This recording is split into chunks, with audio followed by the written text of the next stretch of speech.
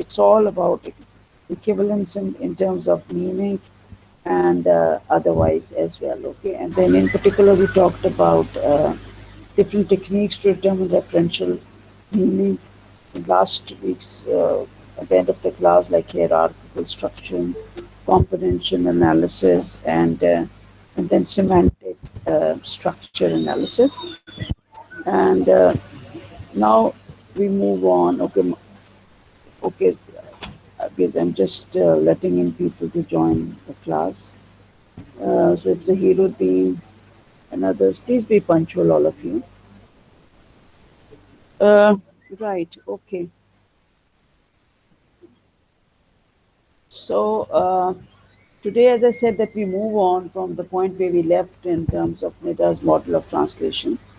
Today, the focus in particular will be in terms of influence of renowned linguist Noam Chomsky, and in terms of, as you see, as I explained, that as these theories were being evolved and developed in the 19th centuries, late 9th, in 19th and 20th, mid 20th, and towards the 21st century, the influence of whatever research was which was being conducted on in other disciplines, they all had an impact on the way translation studies was getting evolved. So same is the case with Nida's model, and same is the case the influence of Noam Chomsky on Nida's work. So let's start and let's first of all see that maybe you're already familiar with Noam Chomsky, but here I'm just going to focus upon this particular aspect regarding Chomsky's generative transformational model, in which he analyzes sentences into series of related levels governed by rules.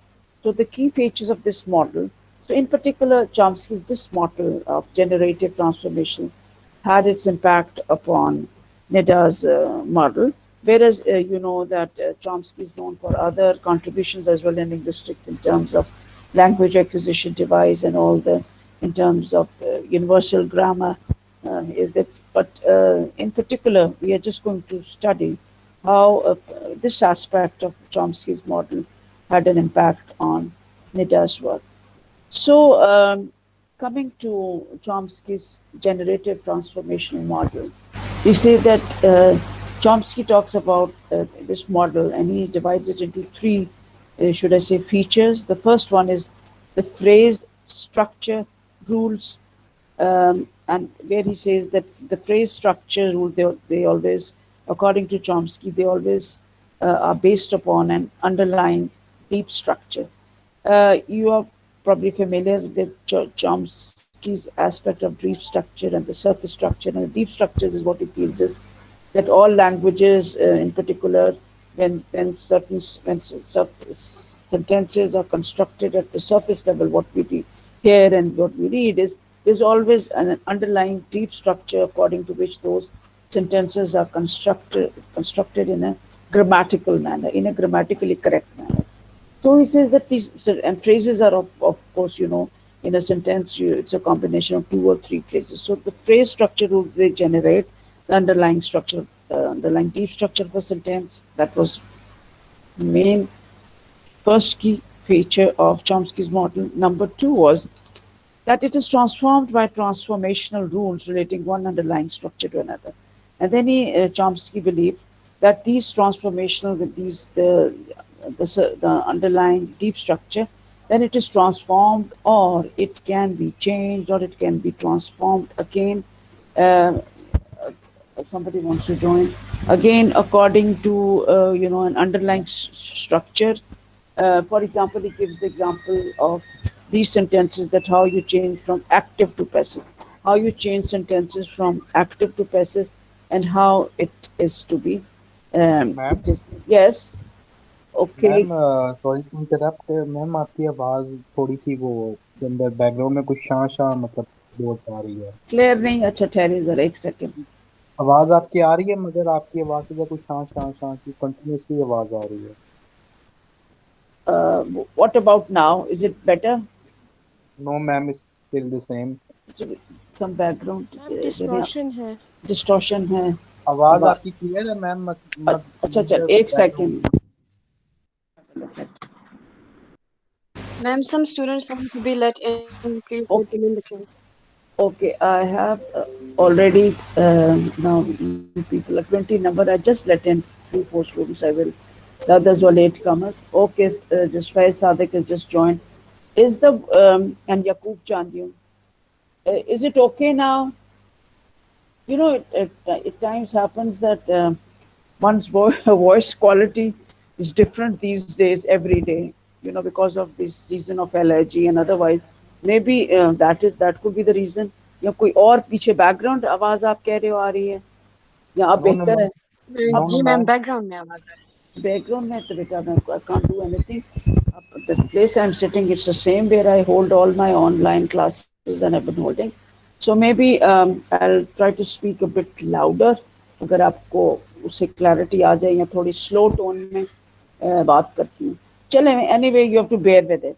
So the phrase structure rule, as I said, they are generated and then underlying or deep structure, and then it's basically I said that it is when you transform a sentence from one form to another, there are always underlying rules according to Chomsky, and this he calls, for example, he gives the example of changing sentences from active to passive voice. Now you're all familiar what active and passive voice is.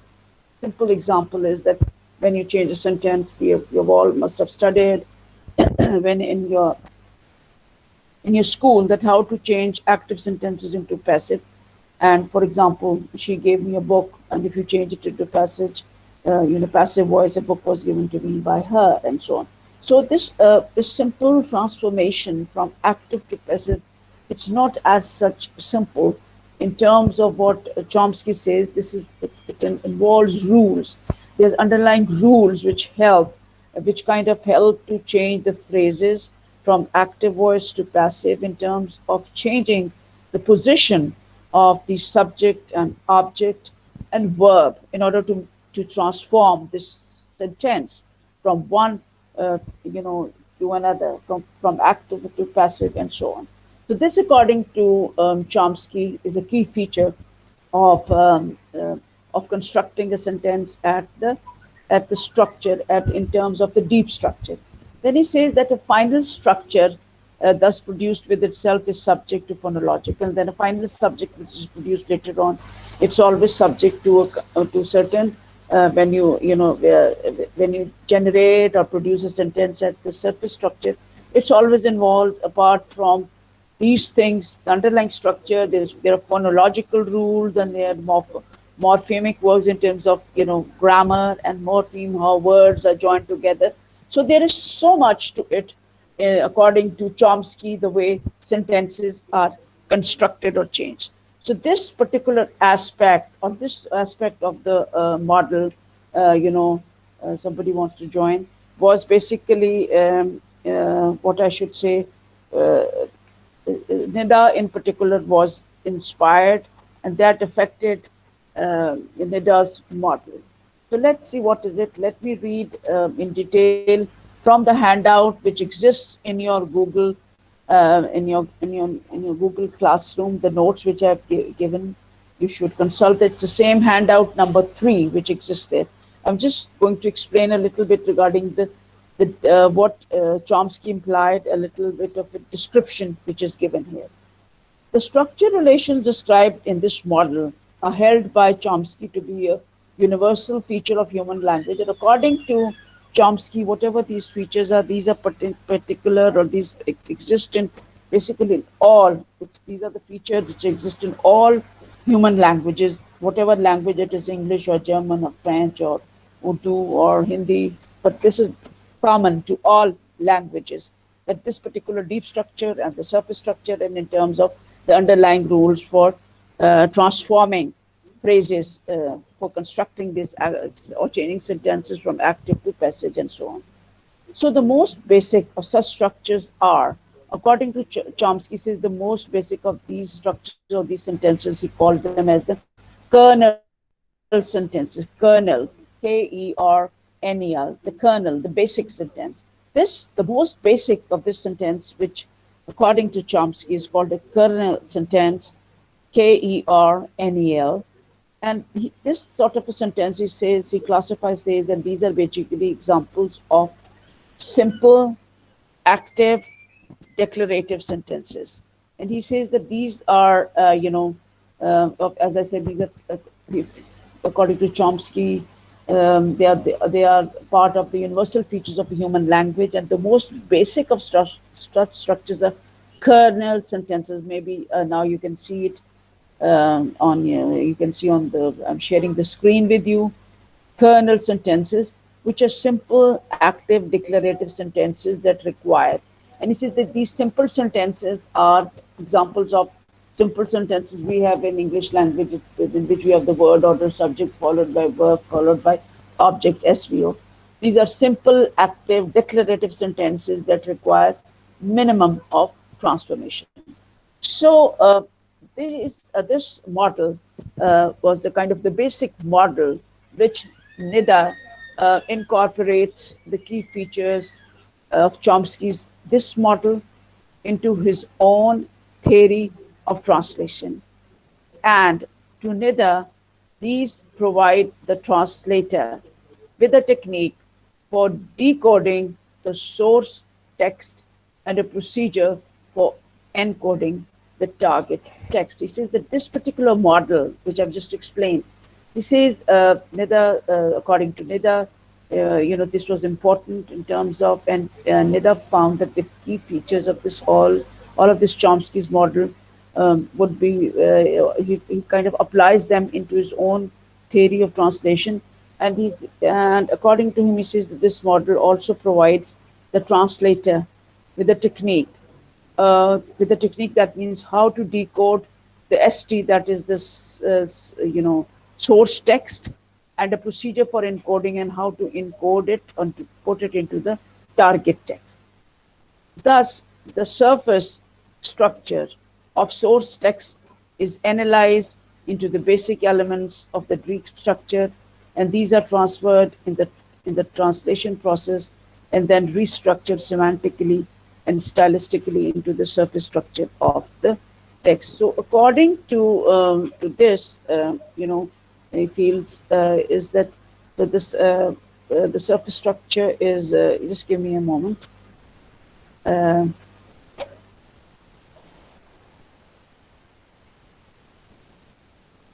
okay.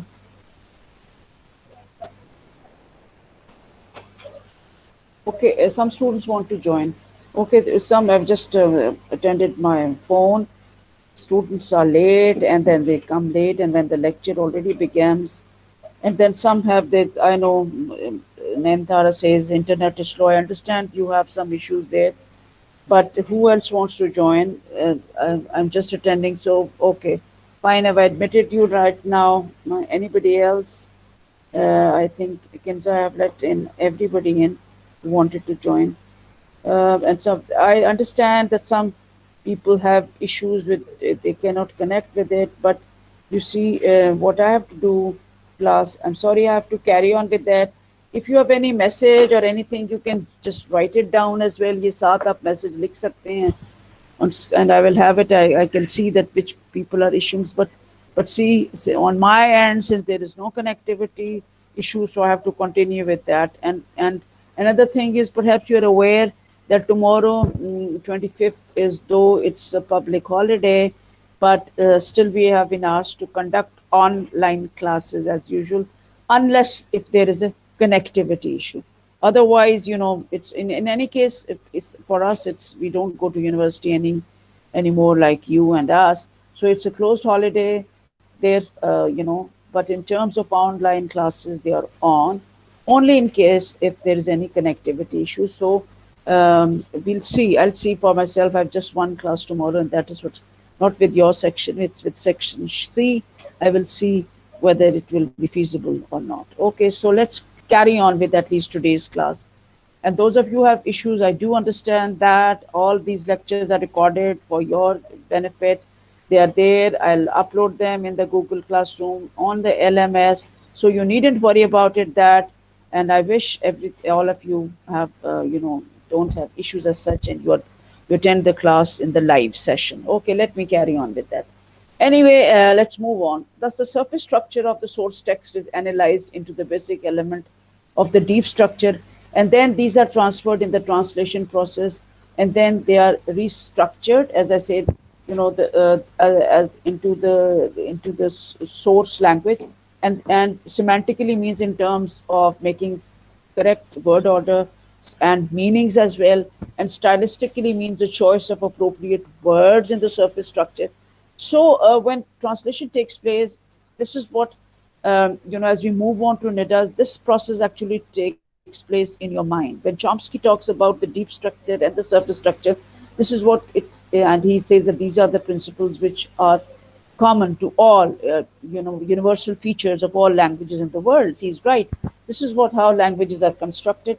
So this is what he says actually happens in the mind of the translator, that the surface structure of the source text it's analyzed within the deep structure which exists between in a particular language, and then you translate it into in the translation process, and when you transfer it into the target text or target language, then you have to keep in mind that you are restructuring not only in terms of meaning, it should be semantically, it should be the meaning should be correct.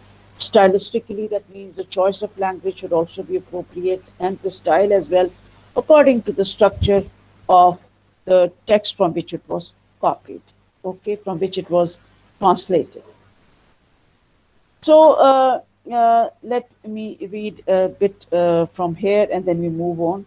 So basically, what Nida does is that Nida incorporates key features of Chomsky's model into science of translation. In particular, he sees that it provides the translator with a technique for decoding the source text and a procedure for encoding the T2. So, in, in terms of, as I've written that, and move back to the last paragraph again, that Nida basically incorporates all the key features of Chomsky's model, which has been explained here in the previous two paragraphs. And then he says that it somehow, it says that it provides the translator with a technique for how to, in terms of decoding the source text, and then also a procedure for encoding the target text. So, although he reverses Chomsky's model when he analyzes the source text, thus the surface structure of the source text is analyzed into the basic elements of the deep structure. These are transformed in the translation process and then structurally, semantically, stylistically into the surface. This is the last paragraph I'm explaining. So this is the surface structure of the source text is analyzed into the basic elements of the deep structure and then translated into the translation process by the translator in terms of in a way that it is semantically, that means meaning well, it's correct, stylistically it's appropriate, and the way then it appears in the form of the surface structure when it is transformed, presented in the written form. So this implies basically the three stages, and the three stages what Nida talks about is analysis, number one, transfer, number two, and restructure. So the three stages of translation according to Nida is number one, analysis, number two is transfer, and number three is restructure. And this, mind you, is the diagram which I focused upon in last class on Monday. If you remember that, that was figure 3.1. You can consult your notes on unit 3.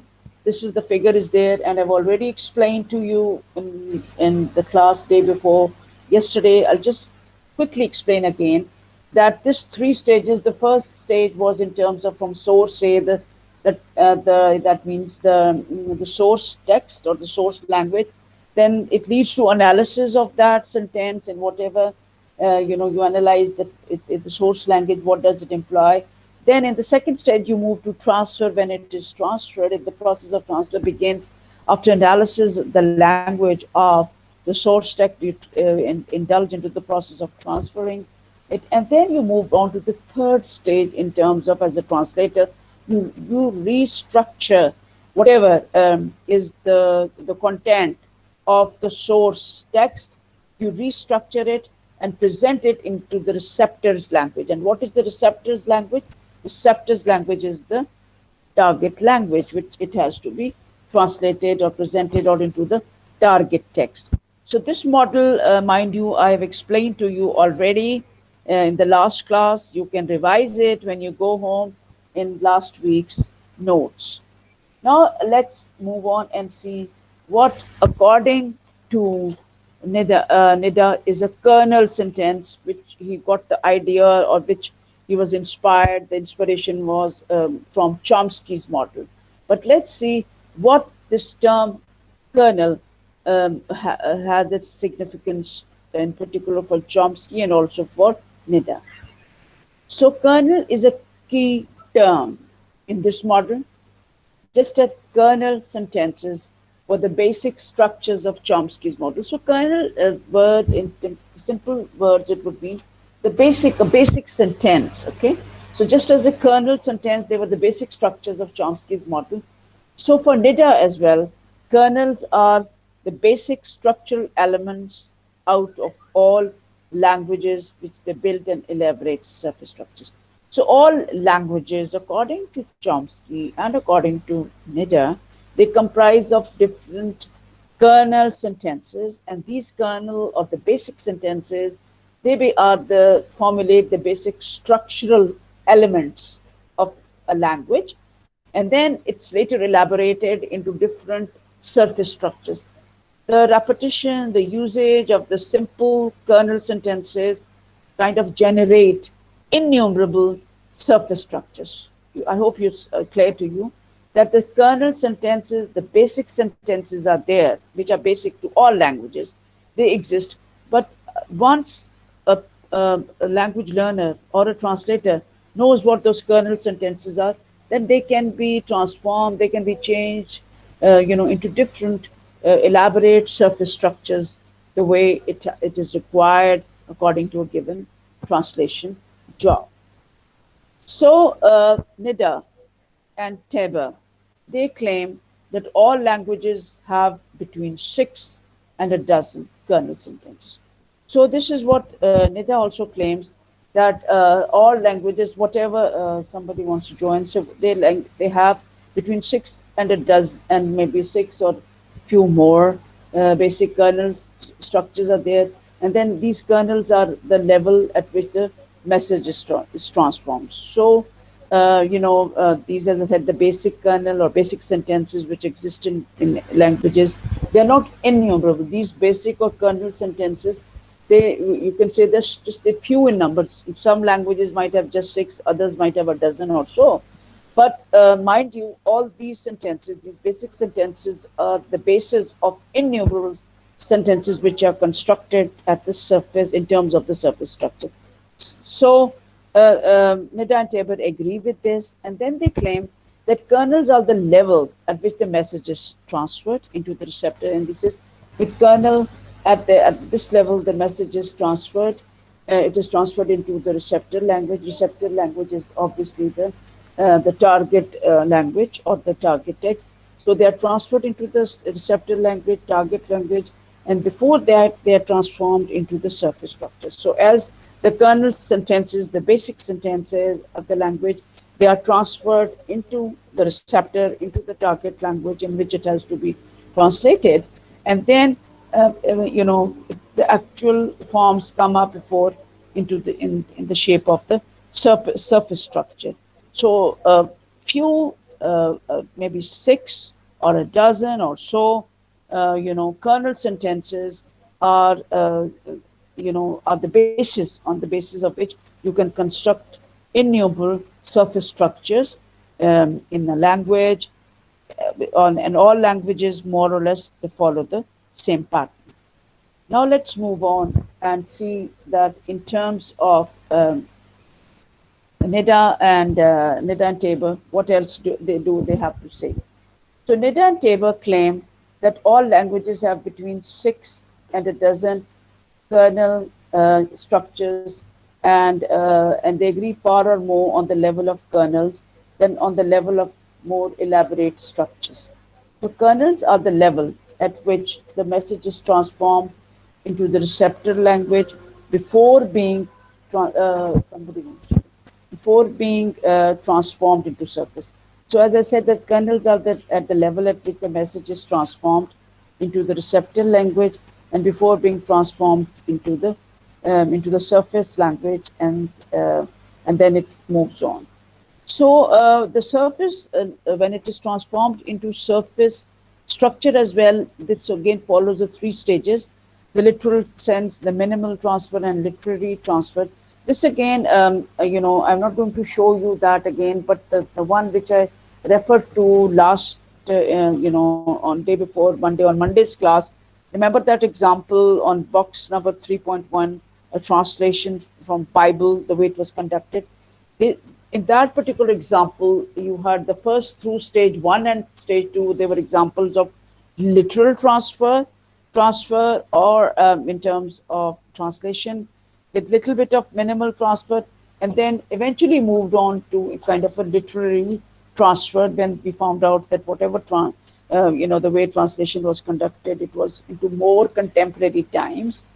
And we noted as well that at least in the first two versions, I just read out the sentence, the literal translation from Greek source text was, became, happened, man sent from God, named to him John. This we say that basically is an example of archaic style. It was more formal. By archaic, it means that it was like in Old English, it was an archaic style in which this translation was conducted. But as we move on into the literary transfer, which I would read again, is a man named John was sent by God. Is basically an example of an example of a conducted in contemporary times, and equivalent, and it's a crucial or element of Nida's model as well. That translation takes place into these from these stages: the literal transfer, then a kind of a minimal transfer, and the literal transfer. Okay, and then you see for in this example as well, transfer from Greek source text into English, the Bible. The last one, a man named John was sent by, is an example of literary transfer, contemporary times, and contemporary language. Okay, so this was, in terms of the way Nida and Tabor, they talk about different languages, and they talk about and justify that by their inspiration of the model presented by Chomsky, and the idea regarding that in languages, all languages comprise of kernel sentences, and according to Nida and Tabor as well, that it would be, these are not innumerable kernel sentences. Some languages might have just six, others might have a dozen or so. But interestingly, on the basis of these, you can construct innumerable surface structures and so on and so forth. Okay. So far everything is clear to you. Now I would like to move on, and as I'm sharing the screen with you, the heading is formal and dynamic equivalence and the principle of equivalent effect. This, in fact, to put it in formal words, is actually Nida's own contribution, or Nida's own notion, or no, Nida's own model, on the basis of which he gives his clear-cut, should I say, description of the model, or what, according to him, would be the principles of a good translation. So let's see that what Nida has to say. So formal and dynamic equivalence and the principle of equivalent effect. If just to recap what we did in the last two classes or so, as we are involved in the topic of equivalence or equivalent effect. So we say that as the old terms which were actually used for a translation, that it should be literal, free, and faithful. These terms were used frequently initially to talk about that in order the translation to be equivalent, it should be literal, and then the next approach was to have a kind of give a free hand to the translator, and then there was yet another approach that this one, as a translator, your job has to be faithful. That by faithful means to be close, and when you're translating, that means the content, the text, whatever you're translating, you are although given a free hand, but the content, the message has to be faithfully transformed in the translated version. So Nida kind of discarded these earlier approaches. So Nida discarded these old terms, literal, free, and faithful translations, discarded it, and then moved on and came in favor of two very basic orientation or types of equivalence.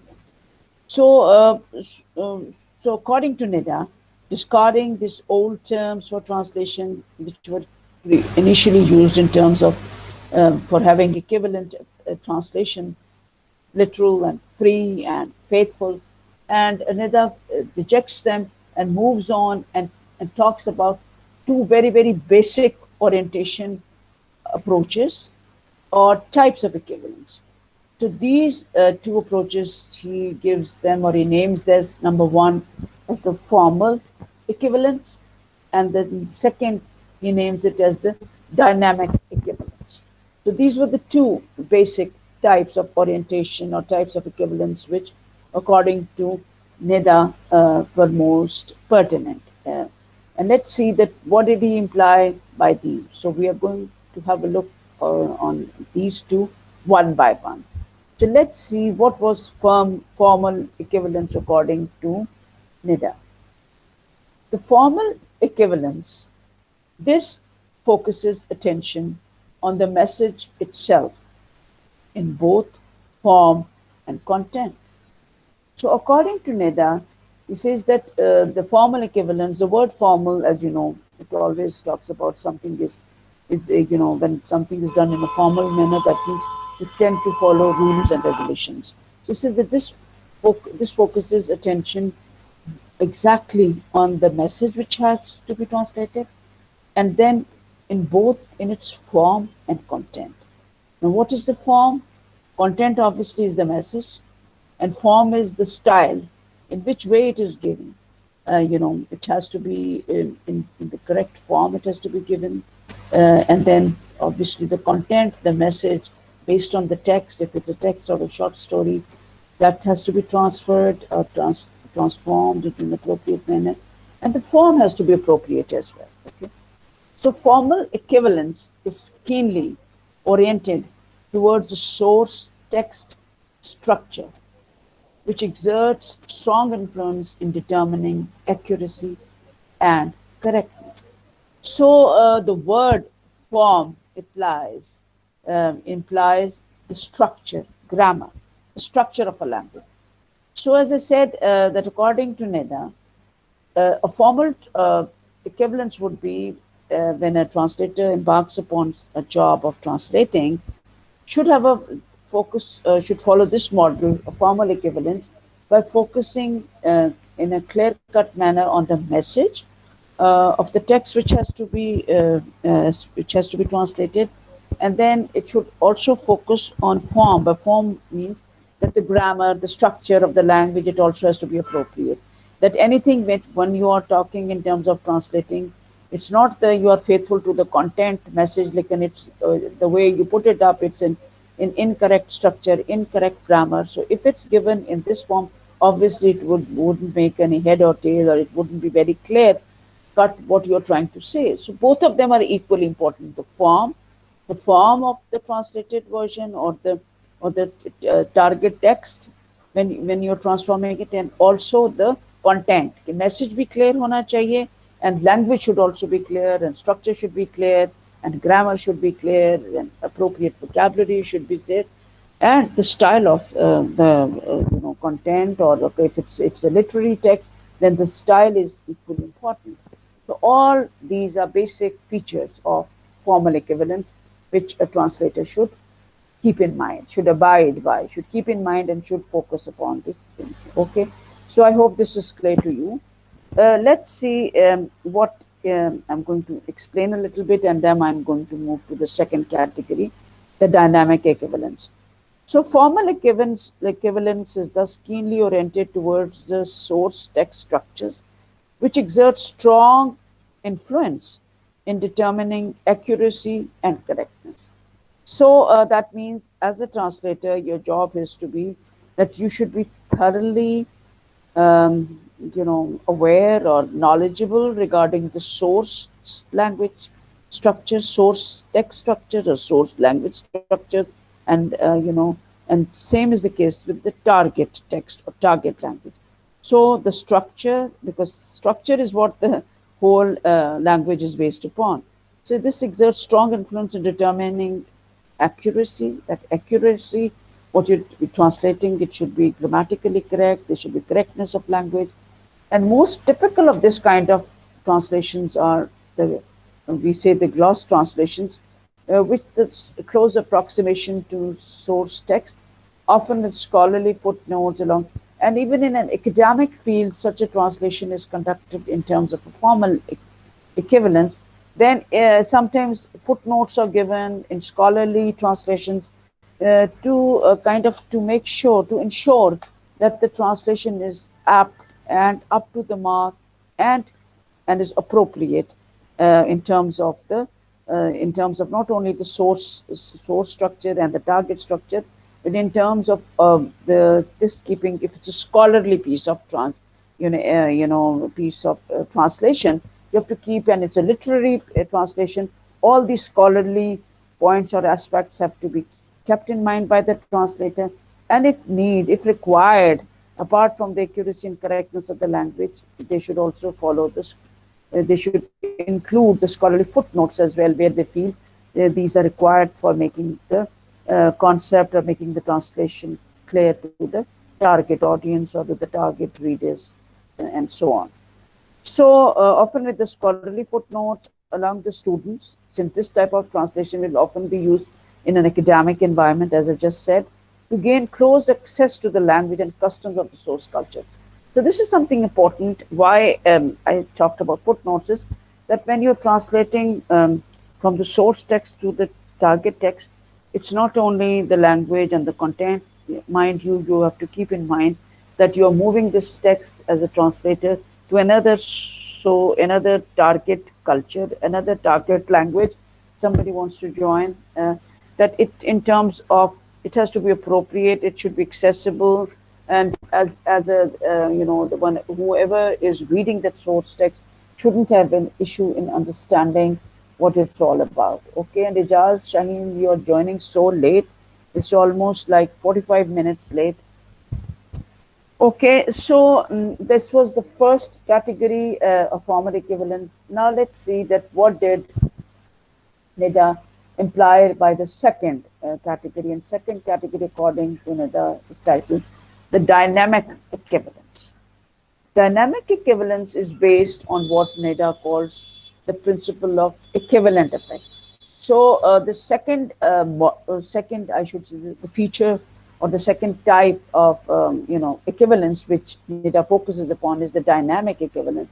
He says that it calls it it's not this principle should be applied in translations, because this, according to him, is the principle of effectively transferring what's from source text to target text, and it's more appropriate and equivalent, a feature of equivalent translation. So where the relationship between the receptor and the message should be substantially the same as that which existed between the original receptor. So he says that in particular in this model, the dynamic equivalence, he says that whereas the relationship between the receptor, obviously, is the target language and the target text, or the one where it is received, in the target language. So he says the relationship between both the receptor and the message coming from the source text, it should be it should be close. In the receptor language, the job of a translator is that it should be close to the source text, and it should be almost very close to what in the original, the way it was given in the original, should I say, the text. Okay, so he moves on and he says this receptor oriented approach considers adaptations adaptations.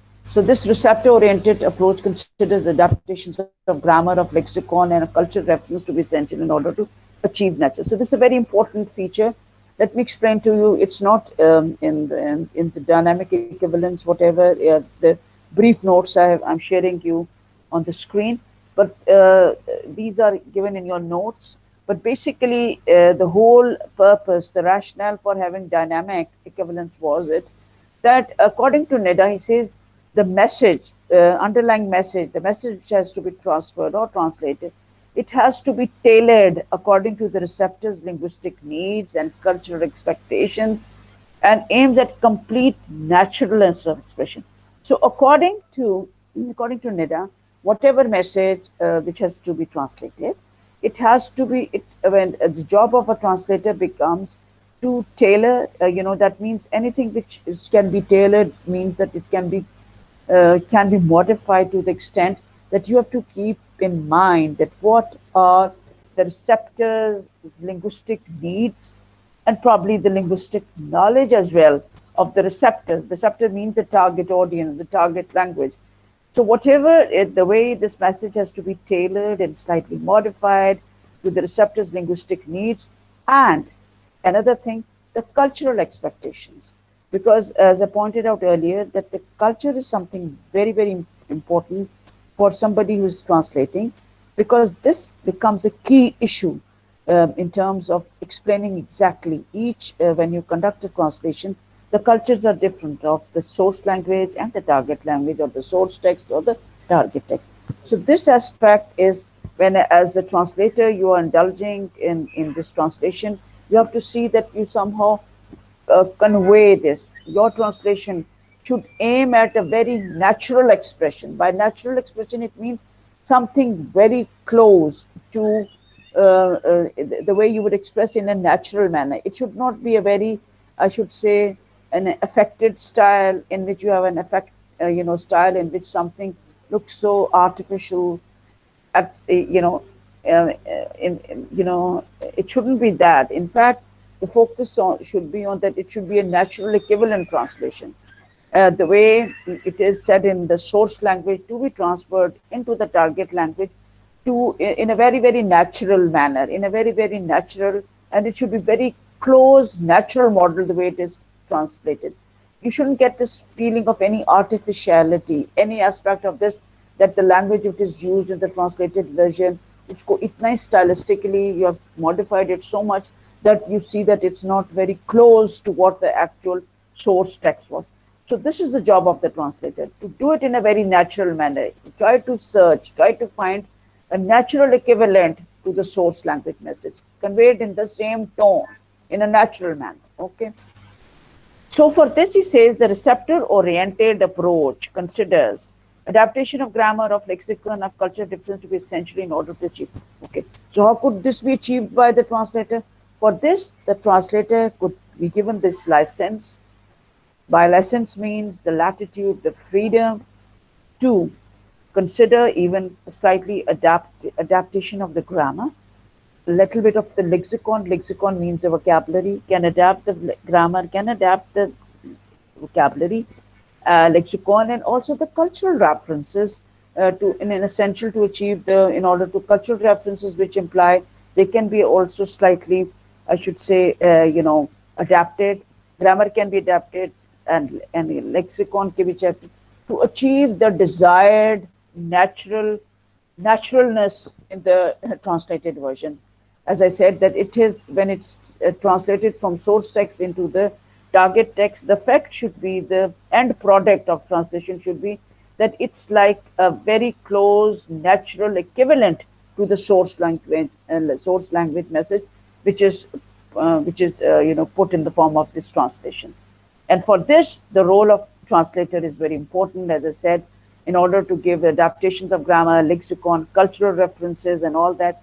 And they should also show, and other things, because sometimes when you transfer from source text to the target text, it always sometimes tend to show some interference from the source language and the foreignness and the kind of element of foreignness. That means an element of foreign element in the source text.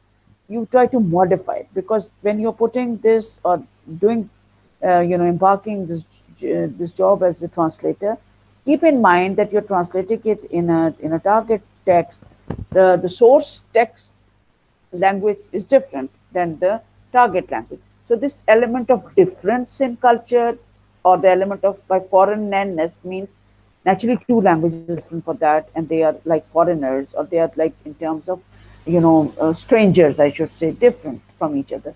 So and their setting is also different, because the setting of source text is different. So this aspect, each and this aspect has to be catered by a translator in this model of dynamic equivalence may has to focus upon even these minute nitty gritty details, each and every aspect. It's not simply transferring the message and all that. No, it's something beyond that. You can adapt the language, adapt the grammar, lexicon, that means vocabulary को change कर सकते हैं, cultural references you have to keep in mind. So when you present to your target audience, or target language, or target text, the readers on that end who are reading that text, उनको ये ना लगे कि ये this is totally something different. This is totally Latin for us, or it's totally French for us. We cannot relate with that text. We cannot relate कि it is so different from yours कि ये तो लग रहा है किसी और planet से आ रहा है, Venus से आ रहा है, ये moon से आ रहा है. We can't relate it. So, as a dynamic equivalence, the job of translator becomes all the more important to keep these factors in mind, which I've already talked about: adaptations of grammar, lexicon, and cultural references, and all that. Okay, let's move on. So that the element of foreignness or strangeness, I should say, is minimized in the translated version. And because if it does exist in any translation, naturally there might be some criticism or some critique on it by other theorists. Okay, now let's move on and see that how finally what Nida comes up with the basic elements of a translation. Just in a very simple words, how would Nida put up the basic elements of translation? So let's see what they are. So for Nida, the success of translation depends above all on achieving equivalent response. It is one of the four basic requirements of a translation. So Nida winds up and summarizes all aspects, whatever he wanted to talk about, equivalence in translation, in these four main points. So Nida has summarized all the basic requirements of equivalence in translation in these 4 points. Let's have a look at these points one by one. The first point is, he says, translation should make sense. Obviously, you all know that your job as a translator is not to translate it, anything which is just you're conducting in the form for translation for the sake of translation, and when the end product comes up, it is so ambiguous, unclear, and it doesn't make any head or tail, or कुछ vocabulary भी ऐसी use हुई भी है of the source language which is brought into the target language. So such a translation would not make sense. So according to Nida, this is not on. The translation should make sense. Okay. Then we move on to the second category. And the second, he says, or the second requirement, to be exact, conveying the spirit and manner of the original. So this is again in very simple words. Nida says that whatever the spirit and the manner of the original version was, original source text was, उसको आपने उसी तरह convey करना है. But spirit means that even the mood, it has to be conveyed, the style, it has to be conveyed, and even in the manner. By manner means the style. It has to be close to the original source text. Then we move on to the third, and that is having a natural and easy form of expression. Now, this is something very important. He says that, Nida says that it should have a natural and easy form of expression. So, this point which I've explained just 5 minutes back, in terms of your dynamic equivalence, maybe when explained किया था that when you transfer as a translator, transform, change, translate. Your job as a translator is to present a model or a version of translator which is very natural and it's easy form, it's close to the source text. It shouldn't appear that ये बड़े कुछ artificial language में translation present किए something not very close, because naturally uh, as a translator your real job is to convey this as well, apart from the message, the way it is done then, the style, the expression. This is something very important. To have a translator do this translation in a natural and easy form of expression. Even language as such of translated version should be easy, should be readable, should be clear, should be legible, should be understandable by the target audience in the target text in the target language. Okay.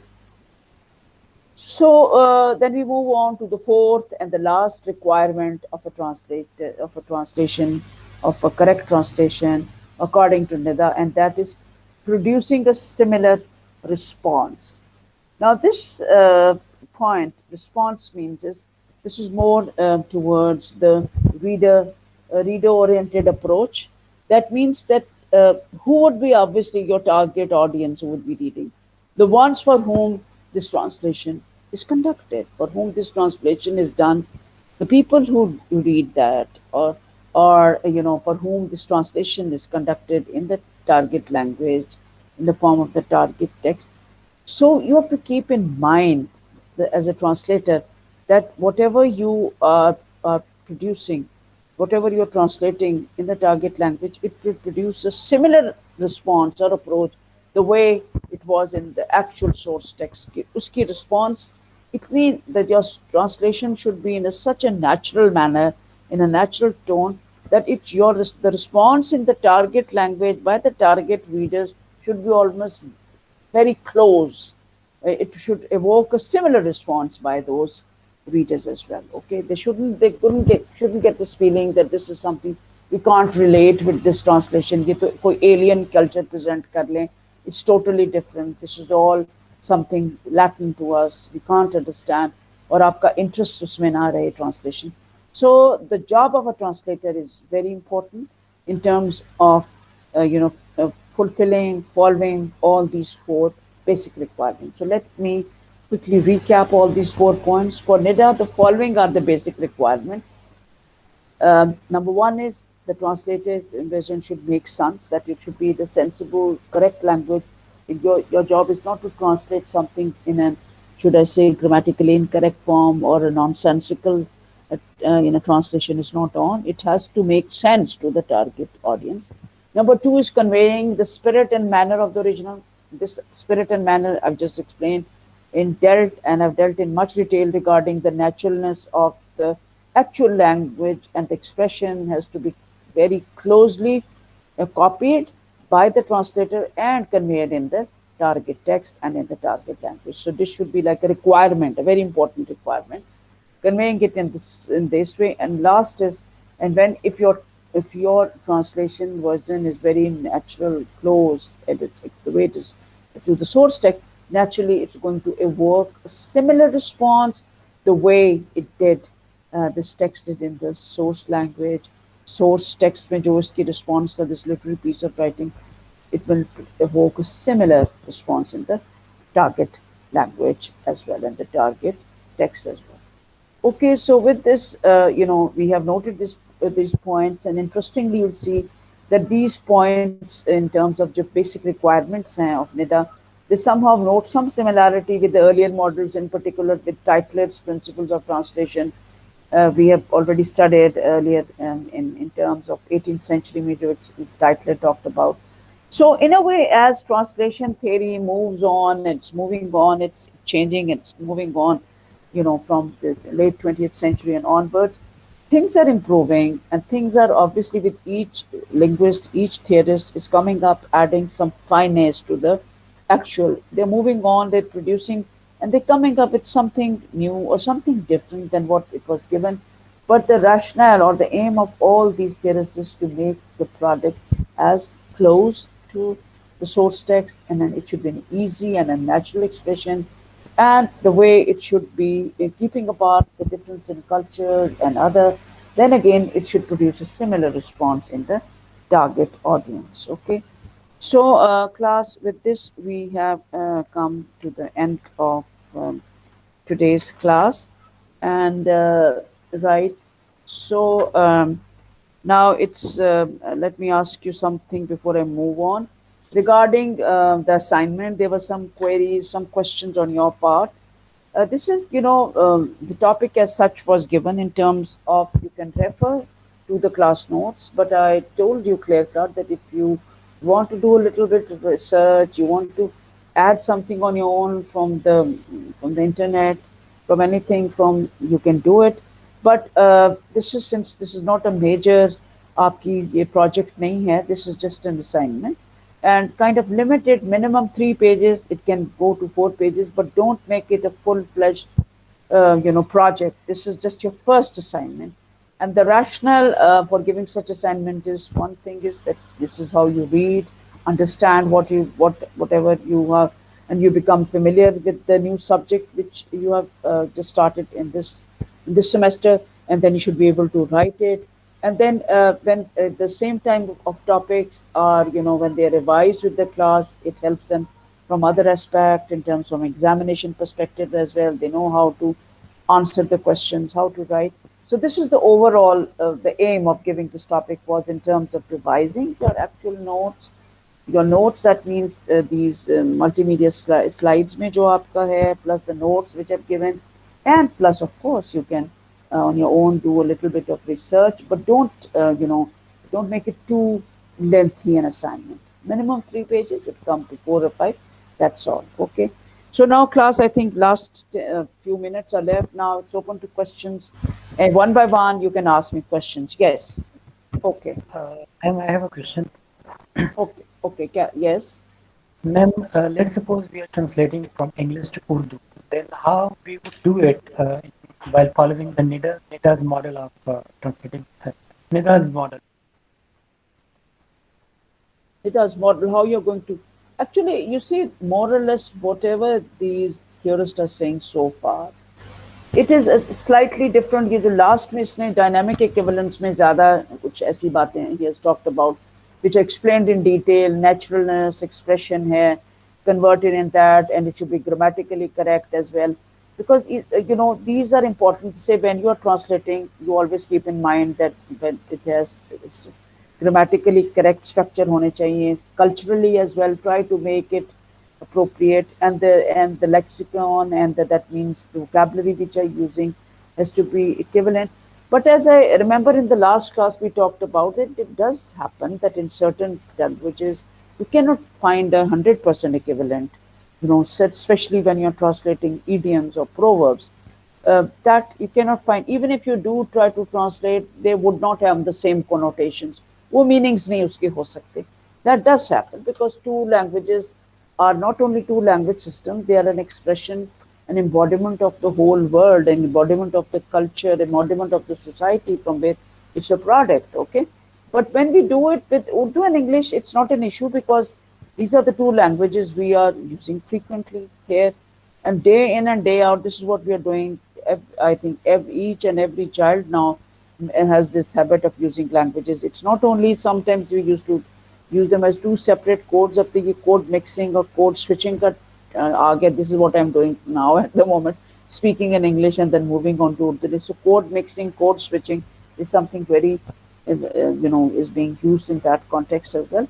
So basically it is the overlying principles should be that when you translate, grammar should be correct, language, and keeping in mind these aspects, or shouldn't be too artificial. आपका style बहुत ऐसा artificial style, ornate सा style ना हो कि वो लगे वो तो कुछ बहुत सिंपल सी चीज़ थी जिसको ट्रांसलेट करके टोटली इन्होंने एक टोटली न्यू स्टाइल अडैप्ट कर ली. Because this is the important job of the translator to keep this natural element in translation. Okay, now anybody else?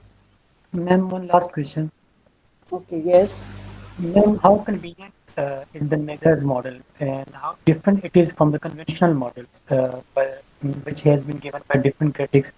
And as I have studied this model, so he has been heavily criticized by the different critics that he is quite unconventional, he has rejected the other models to translate into another language.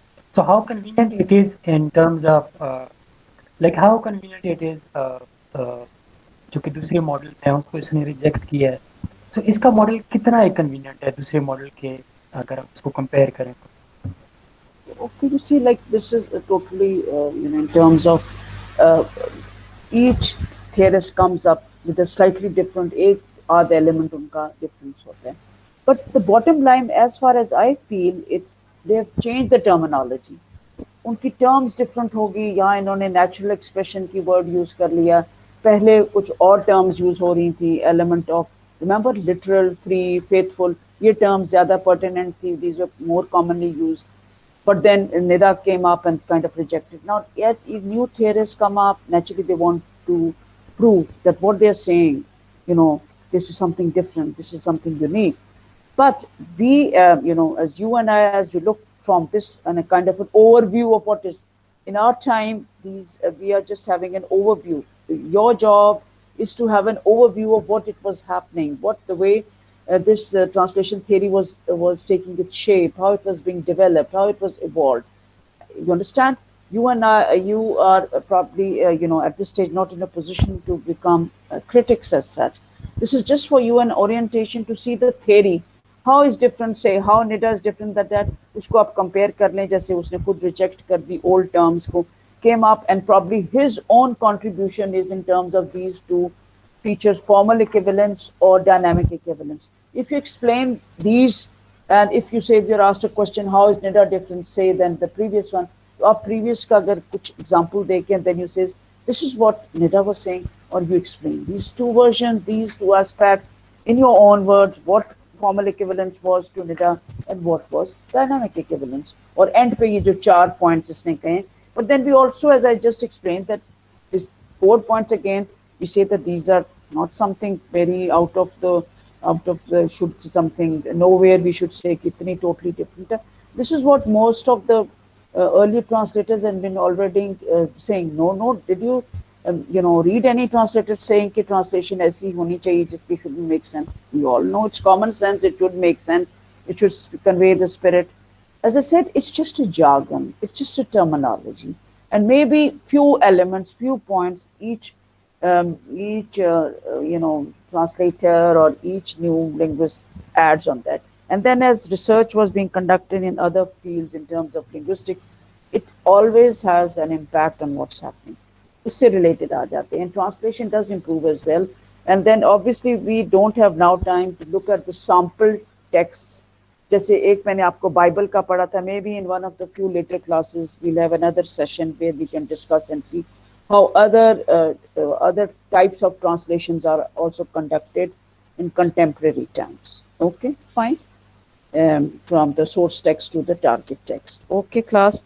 So that's all for today. Now I just just going to check kind of double check the attendance for today. Although I've marked the attendance, and Arsalan Khan is not here, and then Rida Zainab is not here today.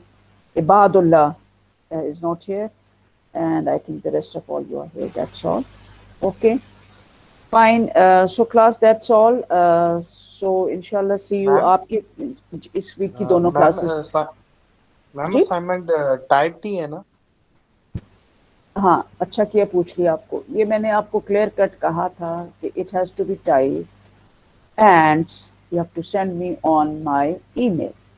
But some students said that they had some issues. I said, if you have an issue, the first preference is type it. Obviously, you get credit for that.